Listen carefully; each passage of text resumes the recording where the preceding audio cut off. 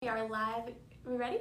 No worries. Cool. Good morning, y'all. We're live again to ask our electricians here some of the most common questions that we get from y'all so that we can help you be educated, informed, and empowered to make the best decisions for your home. So I have a special expert here with us today, special to me. This is Casey, who just happens to be my little brother. He's a residential wireman, so fully trained in home electrical specifically. Casey, could you share a little bit about your journey with the company so far? So I've been working here since I was 16, working after school in the summers and whatnot, learning electrical as an apprentice. I got my residential wireman about a year and a half ago. Yep. So I've been in my own truck for a while now. So yeah, it's been great. It's been fun. Yep, and customers actually like him, which no sister ragging on him right now. He gets good reviews, and so I'm really proud of him. But I asked Casey to chat with us today specifically because you were on a job this week where you were asked one of the most common questions that we get, and I thought this is just such a great opportunity to address that with our folks out here. So one of the most common questions we get, whether it's an outlet not working, a switch not working, a light not working, a fan not working, something not working, the ask is, well, let's switch that out because that's what's gone bad.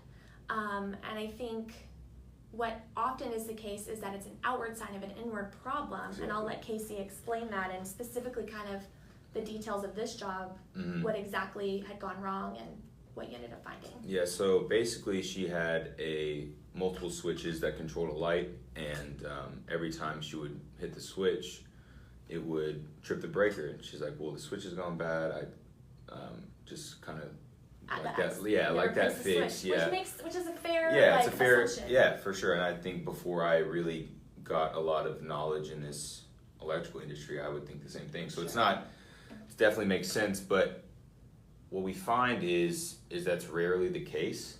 A lot of times it's really because there's so many behind the walls. There's so many wires, so much going on back there that we don't see, kind of like our bones in our body. And the only true way to fix the problem is really doing diagnosis on things. So at the end of the call, when we come out, you know that one, we fix your problem. Two, you're not going to have that issue again. And I think that's really what we find is the best way to do it. So in this situation, there was actually a really nicked wire here. See if they can see that. And Ryan's behind the camera, so he's gonna kind of help us out. So if you see where that nicked wire is right there, that was in the attic.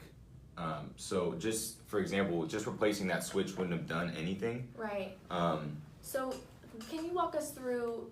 Okay, so when we diagnose something, basically what it means is we're not just looking at the thing that's giving us the outward symptom. Exactly. We're starting at the circuit, starting at the breaker and kind of addressing the entire circuit, right? Yeah, so can you kind of walk me through? So usually when we get there, we like to just take a look at the panel, kind of check power in there, because that's like the heart of the electrical system. If everything's good there, then it kind of branches off, right? Kind of like a tree. So we just like to basically, start at the panel, check there, and then do any further diagnosing from there. And just going along every device that's on that. Yeah, in the attic, we trace things out, test wires, make sure they're good, because it's a lot more difficult than it seems whenever you have outlets with you don't know where that one goes, you don't know where that one goes, so it's a good time. We need x-ray vision. Yeah, sure. Right? Things will be a lot faster for us then. So finding this nicked wire specifically, how long did this diagnosis take you? It took me. I was there for total 4 hours, but diagnosing was probably 2.5. Okay. Just because you're talking to the customer, kind of finding out what's going on. Sure. So and on this situation, there's so many switches, so it's kind of like, okay, it was this wire bad, this, okay, go in the attic, finding the wire from there, things like that, and then repairing it. So you have to repair it as well. So not just finding it, but just checking everything. Yeah. Well, cool. And Michelle C says, "Awesome find, Casey." Oh, thank you. Thanks, Michelle. Thank you, Michelle. And thank you to Ryan, who is our call center team lead, who's working our camera for us this morning. We appreciate you. Ryan, do we happen to have any questions from our Facebook Live viewers, or was it just our sweet Michelle who is in the office commenting on our video?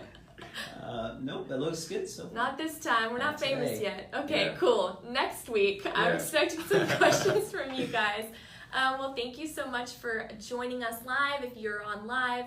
And if you're viewing later, we appreciate you taking the time to look. If you have any questions for Casey or for me or anyone on our team, we will be back next week with another Ask Your Electrician live stream.